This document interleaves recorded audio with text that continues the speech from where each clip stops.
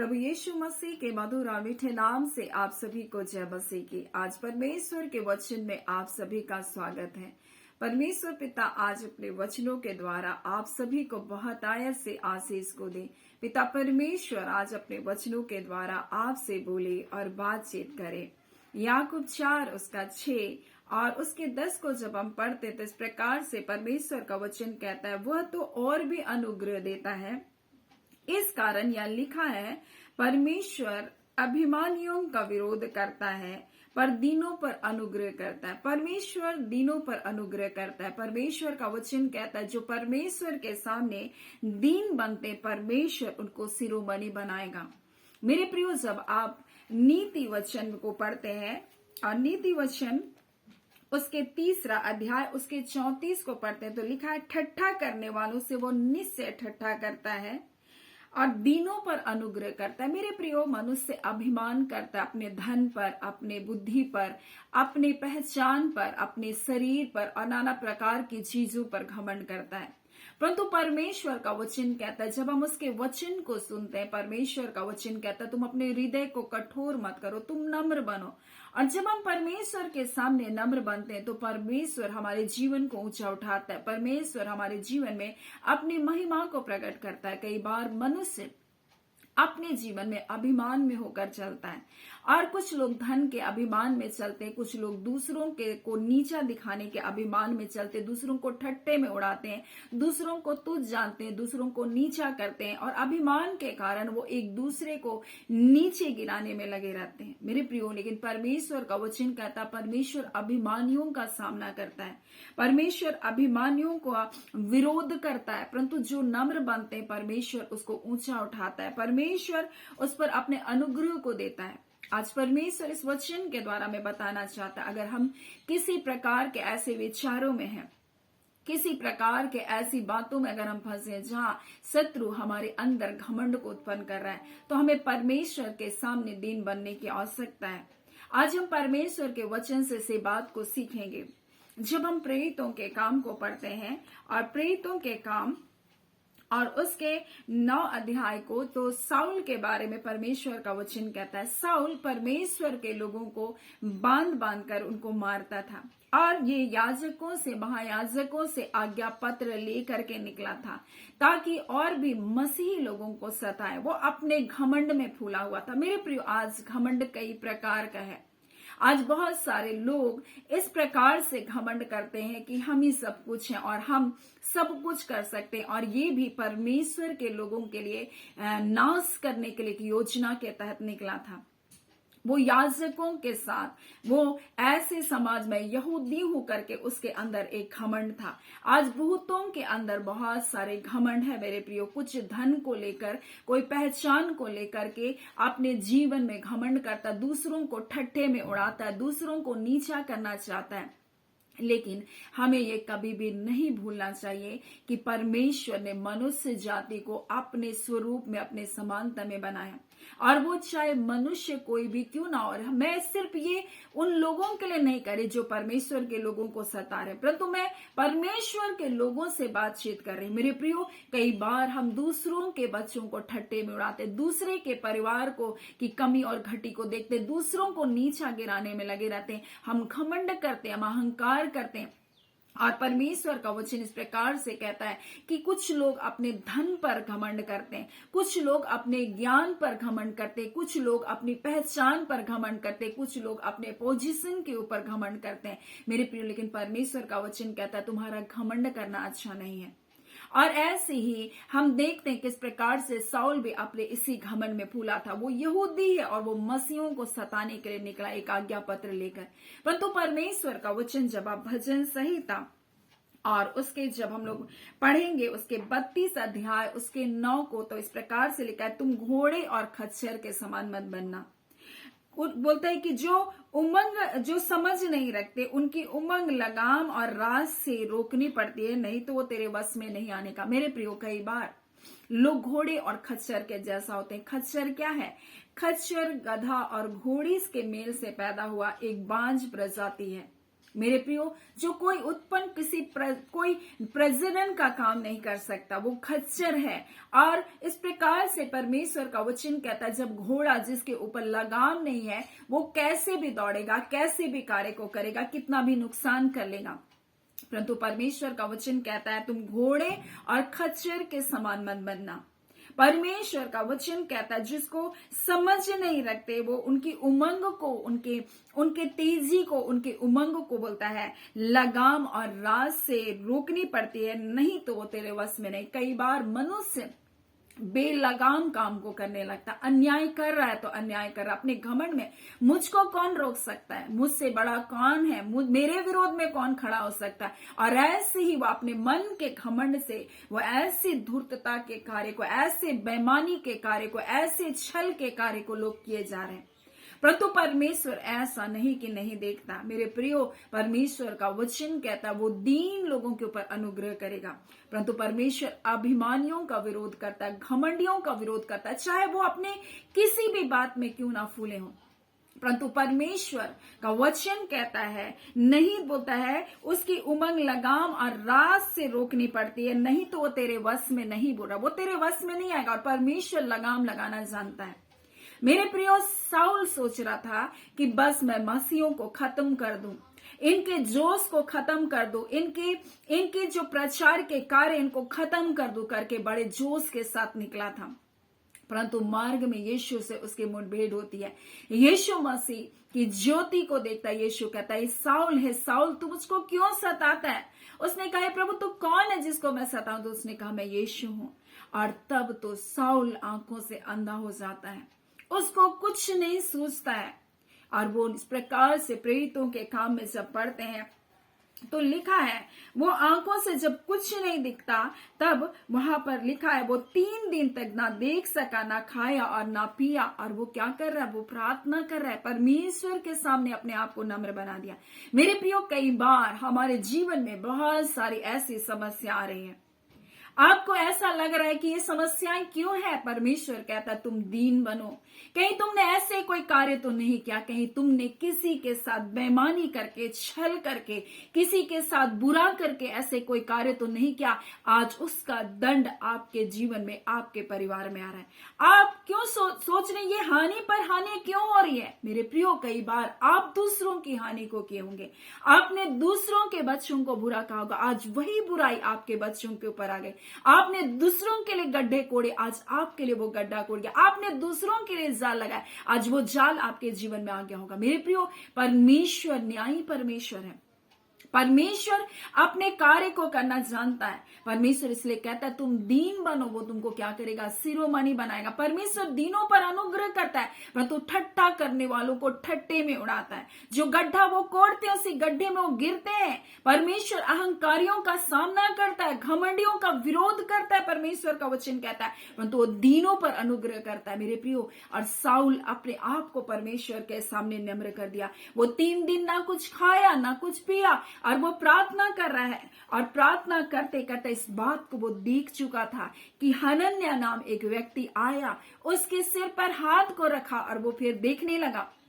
अब तक हनन्याह उसके पास नहीं गया, अब तक हनन्याह उसके सिर पर हाथ भी नहीं रखा है, लेकिन वो देख चुका था क्योंकि परमेश्वर ने उसको दिखा दिया। वो प्रार्थना कर रहा था, परमेश्वर मैं कैसे ठीक होऊंगा। परमेश्वर कहता है मैं एक व्यक्ति को भेजूंगा जो तुम्हारे सिर पर हाथ रखेगा। और परमेश्वर इससे पहले कि साउल के जीवन में चंगाई को लेकर आता, उसने हनन्याह के बारे में उसको दर्शन दिखा दिया। मेरे प्रिय, उसी प्रकार से आज परमेश्वर आपके जीवन से कहना चाहता है।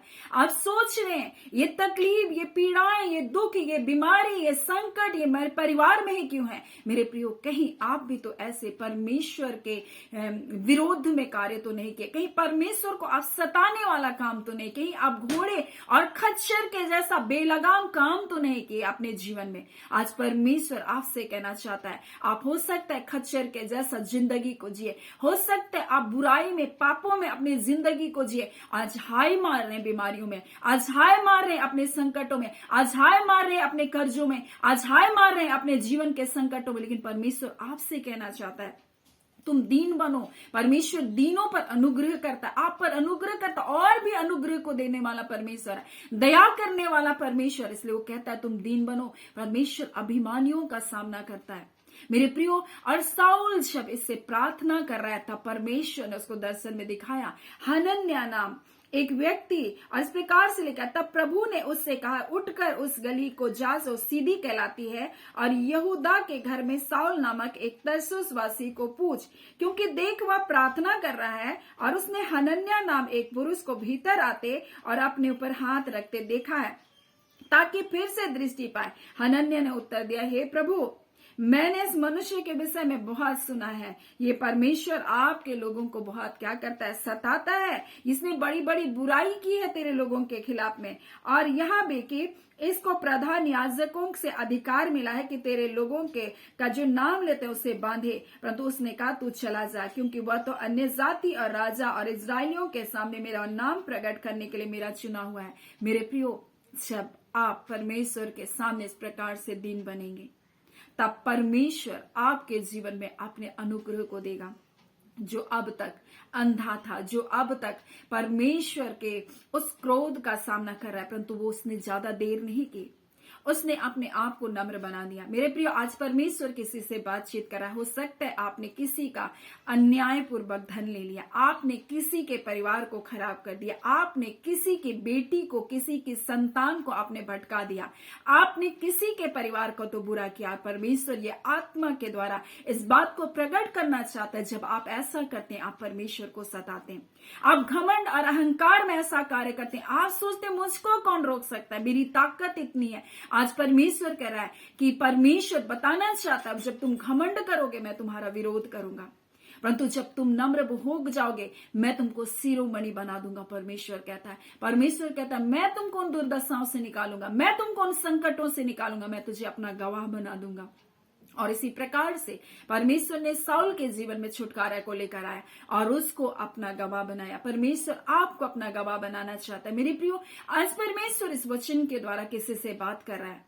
आज हो सकता है आप अपने जीवन में किसी न किसी को चोट पहुंचाया, अपने शब्दों के द्वारा, अपनी बातों के द्वारा, अपने परिवार के लोगों को ऐसी पीड़ाओं को दिया, दूसरों के बच्चों को बुरा भला कह दिया, दूसरों के परिवार के खिलाफ कार्य किया। आज वही बातें आपके परिवार में आ रहा है। परमेश्वर भूलता नहीं है, परमेश्वर ठट्टों में नहीं उड़ाया जाता। जो परमेश्वर को ठट्टों में उड़ाता है, परमेश्वर उसको ठट्टों में उड़ाता है। परमेश्वर का वचन कहता है, जब आप नीति वचन को पढ़ते हैं तो इस प्रकार से लिखा है, दुष्टों के घर में यहोवा का साप और धर्मियों के वास स्थान में उसकी आशीष होती है। जब आप दुष्टता करते हैं आपके परिवार में श्राप आती है, जब आप बुराई करते हैं वो बुराई आपके जीवन में आती है। परमेश्वर का वचन कहता है, ठट्ठा करने वालों से वो निश्चय ठट्ठा करेगा और दीनों पर अनुग्रह करेगा। इसलिए परमेश्वर का वचन कहता है, तुम घोड़े और खच्चरों के समान मत बनो, क्योंकि उनकी उमंग को बोलता है रास और लगाम लगा करके क्या करना पड़ता है, रोकना पड़ता है। परमेश्वर बोलता है, इससे पहले कि मैं तुमको उस बातों में जाने दूं, मैं तुम्हारे पर कड़ाई करूं, मैं तुमको दंड को दूं, परमेश्वर बोलता है उससे पहले तू मन फिरा ले। परमेश्वर चाहते तो नम्र बन जा मेरे प्रियो। और इस प्रकार से यहाँ पर हम देखते हैं साउल अपने आप को नम्र बना लिया, क्योंकि वो अंधा हो गया था, उसको कुछ दिख नहीं रहा था, कुछ सूझ नहीं रहा था। आज हो सकता है आपको लग रहा है मेरे जीवन कितनी बड़े बड़े अंधकार हो रहे हैं, मुझको कुछ सूझ नहीं रहा, मेरा भविष्य मुझको दिखाई नहीं दे रहा, मेरा परिवार अंधकार में, मेरा परिवार समस्याओं में है, कर्जों में पड़ा है, बीमारियों में पड़ा है, गरीबी में पड़ा है, मुझको कुछ दिखाई नहीं दे रहा है। आप भी साउल के समान बन जाइए, आप परमेश्वर के सामने नम्र बन जाइए, परमेश्वर के सामने दीन बन जाइए। और वो प्रार्थना करने लगा, और जब ये प्रार्थना करने लगा, वो उपवास करके प्रार्थना करने लगा, परमेश्वर ने अपने दास हनन्याह को उसके पास भेजा और उसके जीवन में वो छुटकारे को लेकर उसने उसके सिर पर हाथ रखा और वो देखने लगा। परमेश्वर आज आपको छूना चाहता है, इस वचन के द्वारा आपको छूना चाहता है। मेरे प्रियो, हम परमेश्वर को कैसे छू सकते हैं? जब हम विश्वास करते हैं। एक स्त्री, लहू बहने वाली स्त्री, विश्वास के साथ आई कि मैं यीशु के वस्त्र को छूंगी तो चंगी हो जाऊंगी। उसने विश्वास किया। आज जब आप इस वचन पर विश्वास करते हैं, परमेश्वर आपके जीवन में छुटकारे को लेकर आ रहा है। मेरे प्रियो, परमेश्वर हमारे जीवन में हमारे विश्वास के द्वारा छुटकारे को लेकर आता है। यीशु को बहुत सारे लोग छू रहे थे, लेकिन क्यों चंगे नहीं हो रहे थे? क्योंकि वो विश्वास के साथ नहीं आए थे। परंतु ये स्त्री आई थी, कहती हुई मन में आई थी कि मैं उसके वस्त्र के छोर को छू लूंगी तो चंगी हो जाऊंगा। आज जब वो वचन आपके हृदय को छू रहा, आप कह रहे हाँ प्रभु ये मेरे लिए, मैं इस वचन को अपने लिए स्वीकार कर रही हूँ, मैं इस वचन को अपने लिए स्वीकार करा, तो परमेश्वर ये वचन के द्वारा आपके जीवन में छुटकारे को लेकर आ रहा है। मेरे प्रियो, जब आप वचन को सुनते हैं उसको अपने हृदय में स्वीकार कीजिए, हाँ प्रभु ये वचन आज मेरे लिए। और जब आप परमेश्वर के सामने नम्र और दीन बन जाएंगे, परमेश्वर का वचन कहता है वो दीनों पर अनुग्रह करता है। परमेश्वर नम्र लोगों के ऊपर अनुग्रह करता है। परमेश्वर जो दीन बनते, परमेश्वर उसको शिरोमणि बनाता है। आप नम्र बन जाइए परमेश्वर के सामने। साउल बना परमेश्वर के सामने नम्र। वो सोच रहा था, अपने घमंड अपने अहंकार में फूला हुआ था, मेरे से बड़ी जाति कोई नहीं, मेरे जैसा विद्वान कोई नहीं, मेरे जैसा अच्छा यहूदी कोई नहीं। लेकिन परमेश्वर ने उसके घमंड को क्या किया? तोड़ा। परमेश्वर ने उसको नम्र बनाया। परमेश्वर नहीं चाहता कि आपको दंड दे। परमेश्वर की इच्छा नहीं कि आप इन बातों में फंसे रहे। परमेश्वर की इच्छा नहीं कि आप इन बंधनों में पड़े रहे। परमेश्वर दयालु परमेश्वर, इसलिए तो आज ये वचन आपके लिए दे रहा है, ताकि आपका जीवन को परमेश्वर बदले, ताकि परमेश्वर आपके जीवन में कार्य करे। बुराई से मन को फिराओ, लौटा। परमेश्वर की इच्छा है, वो पिता है, वो चाहता है कि आप उसके पास लौट आए। सो परमेश्वर पिता इस वचन के द्वारा आप सभी के जीवन को बहुत आयत से आशीष को दे। आमीन। आइए हम प्रार्थना करेंगे। धन्यवाद देते हैं जीवते सच्चे सामर्थ्य पिता परमेश्वर, हम प्रभु यीशु मसीह के मधुर मीठे नाम से अब आपके निकटता में आते हैं। आज के सुंदर दिन, सुंदर समय के लिए, आपके अनुग्रह के लिए, आपके दया के लिए, आपके प्रेम के लिए पिता आपका धन्यवाद। क्योंकि ये वचन आपने इसलिए नहीं दिया प्रभु कि आप अपने बच्चों से प्रेम नहीं करते, परंतु इसलिए दिया पिता कि वो लौट करके आए। आप चाहते हैं प्रभु कि आपके बच्चे नम्र बने परमेश्वर पिता। साउल परमेश्वर अपने घमंड में जा रहा था, परंतु प्रभु आप चाहते थे परमेश्वर की वो नम्र बन जाए प्रभु, और उसने अपने आप को नम्र किया परमेश्वर। और पिता आपने उसको अपना गवाह करके बनाया। आज खुदावन, आज बहुतों से प्रभु जी आपने बातचीत किया है। आज बहुतों के जीवन में इस वचन के द्वारा अद्भुत छुटकारे को लेकर आ रहे पिता।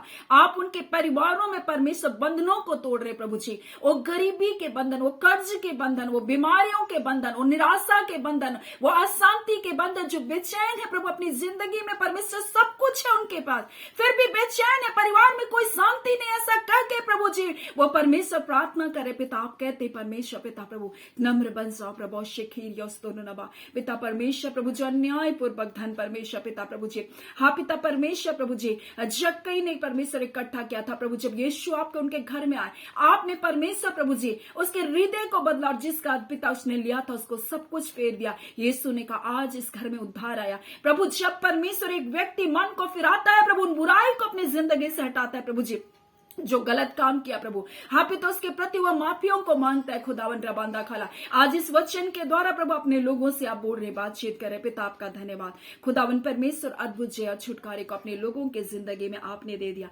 बीमारों को आपने चंगा कर दिया। इसी घड़ी प्रभु बीमार चंगे कर दिए जा रहे, बंधन टूट रहे हैं यीशु के नाम से। अंधकार की शक्तियां आपके लोगों के जीवनों को छोड़कर जा रही है प्रभु जी। हाँ पिता निराशा की आत्माएं परमेश्वर आपके लोगों के जीवन को छोड़कर जा रही है पिता। आपका धन्यवाद, जय छुटकारे के लिए धन्यवाद। एक एक जनों के जीवन को हम ब्लेस करते हैं पिता, एक एक के जीवन पर आपके आशीष की हम घोषणा करते हैं। धन्यवाद पिता, आपने प्रार्थना सुना। प्रार्थना हम यीशु के नाम से मांगते हैं। दया सुने, अनुग्रह से ग्रहण कर लीजिएगा। आमीन। परमेश्वर पिता आप सभी को बहुत आयत से आशीष को दे। आमीन।